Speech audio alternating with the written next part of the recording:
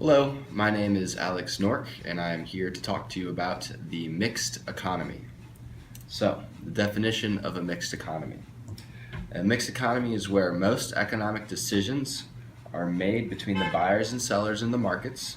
However, there is still some government involvement, and they play a role in the allocation of resources, along with the protection of consumers and businesses.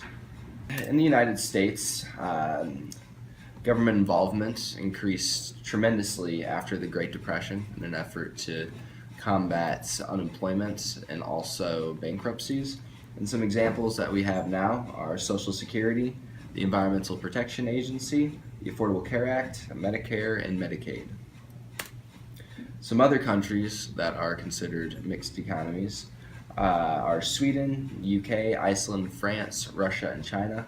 And while their government involvement varies from country to country, they still play a role, the government still plays a role in how the economy is run. But most countries have found that if they let the markets run as free as they see fit, or free enough that there can be competition and it's easy for businesses to get started and to expand, they find that that's the best move for their economy. Thank you. I'm Jackson Fletcher. I'm here to talk about market economies. So what is a market economy? Market economy is when the decisions of households and firms determine what gets produced and who receives them. So just the producers do their best to meet the demands of consumers. What is a market? A market is a group of buyers or sellers of a good or service and the institution of arrangement by which they come together or trade. Market economies are the most efficient.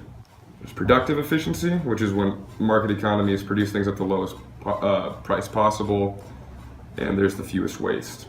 Allocative efficiency is where production is consistent with consumer preferences, so whatever people want, again, producers will make it. It also promotes voluntary exchange. Again, this all ties back to consumer choice dictating the economy. There are some potential problems when there's no government interference.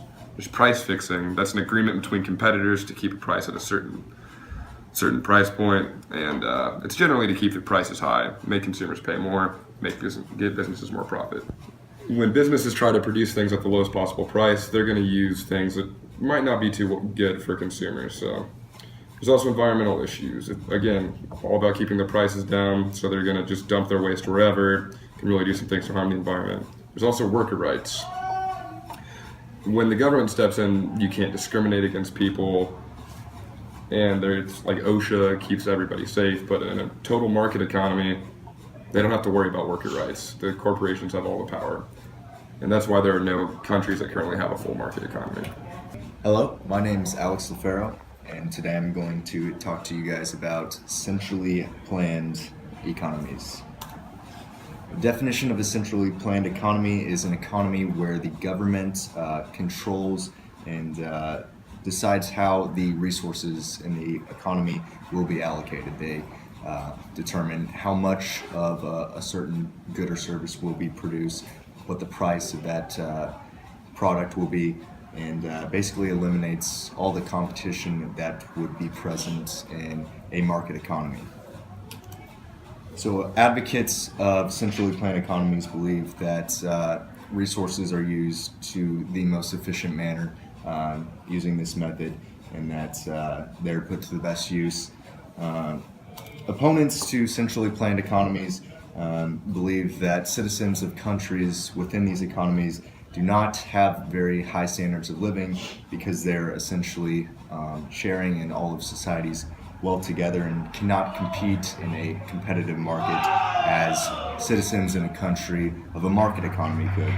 Also, most centrally planned economies tend to fall under dictatorships, which eventually lead to their downfall usually.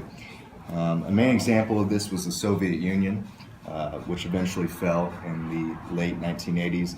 This was a prime example of a centrally planned economy, though it does not exist anymore today. The only country that does fall under this categorization is North Korea at this point. It is the only country that is truly a centrally planned economy. Thank you.